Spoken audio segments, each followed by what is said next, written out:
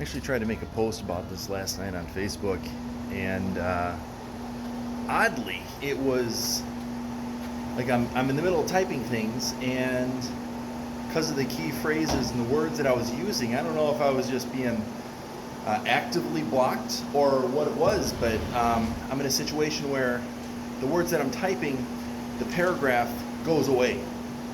Something went wrong. That was the error message that I got, and I'm like, what's going on here? This is weird. Really, really weird.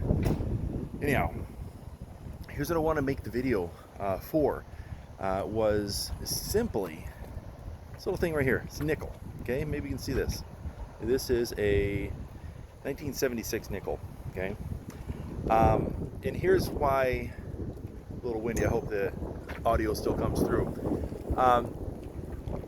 There's an issue going on over in the Ukraine right now. Okay, you got to understand that there's a certain amount of nickel ore that comes out of that country, and for certain reasons, the prices are beginning to skyrocket. Okay, so the headline that was in the CNN news article basically said that we're dealing with record prices right now. Okay, which then reminded me of the fact that you've got the price of nickel and the price of copper. Like the price of nickel per pound right now is like $17 and change per pound. Okay, price of copper is about $4.60 per pound. Now this nickel right here, okay, is 75% copper, 25% nickel. Okay, it's a nickel, but it's only 25%, so it's like a quarter breed, if you want to call it that, right? If I can joke around with it. Understand this: the melt value of this particular nickel, which is 5 cents, all right, and there's been people that are going that have done what I'm going to describe to you next. Okay, this is worth like 8.6 cents, just a little over 8.5 cents. So in theory, not that you would do this because you'd get in trouble, right? I'm pretty sure this is against the law to deface money. Okay, actually it is against the law to deface money. But from a collection standpoint and actually holding physical metal, like a lot of you have heard about holding gold. Gold prices are going through the roof. Silver right here. This is an ounce of silver hanging around my neck. One of these days I might tell the story about what this chain means to me. Okay, I bought this chain like 20 years ago. I've been wearing it ever since. This is my victory chain, right? But it's an ounce of silver, right, which basically is worth 35 bucks or something like that. Now, if it's minted, it's a little bit more. It's worth a little bit more, but just understand this kind of the direction that we're going. We're talking about melt values. Back in 1964 and before, the quarters and dimes were all made of 90% silver. Okay. After 65, they stopped doing 90%, and then 66 and forward is basically a mixture of copper and zinc and some other things. Think of this, okay?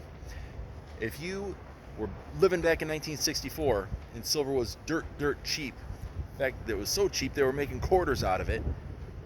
If you have a stack of quarters, which is 40 quarters, and a roll of $10, right? If you were to take that $10 roll of quarters and put it in today's dollars, what those quarters are worth, it'd be $186. Okay, do the math on that. $4.60 per 61 cents or something like that, based off of today's prices. That's the price of silver. That's what that one quarter is worth. Now, here's what I propose to you. Okay, if you have the ability to sit on money. Now, saving money isn't necessarily the strategy because they're always printing more of it, and I believe that it's one of the reasons why they're trying to take coins out of circulation, because it costs. They want to push us towards a digital currency, using digital currency so they can track everything. I mean, for crying out loud, when the IRS is talking about, like, hey, if you're a thief, we want you to report your spoils of stealing, right? We want you to, if you're a drug dealer, we want you to report, like literally. I mean, this is out there, right? So they want to track everything so they can get every last dollar that they can out of you. And track everything. I don't know what the motives are. Do you? One thing you can do to prepare, and again, this is going to be very heavy, but if you get a roll of nickels here, 40 of them in one roll, $2. Take $2 to the bank, get a roll of quarters, and all the quarters are basically the same composition.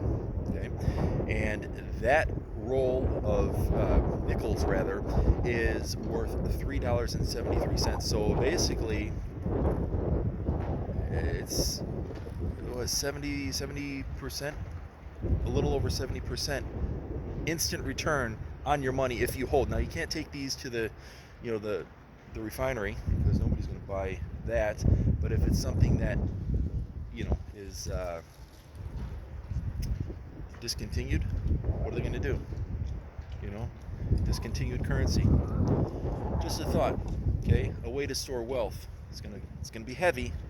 You can also do the same with pennies. Pennies are like one copper penny pre-1982 is worth 3 cents. It's about $3.95.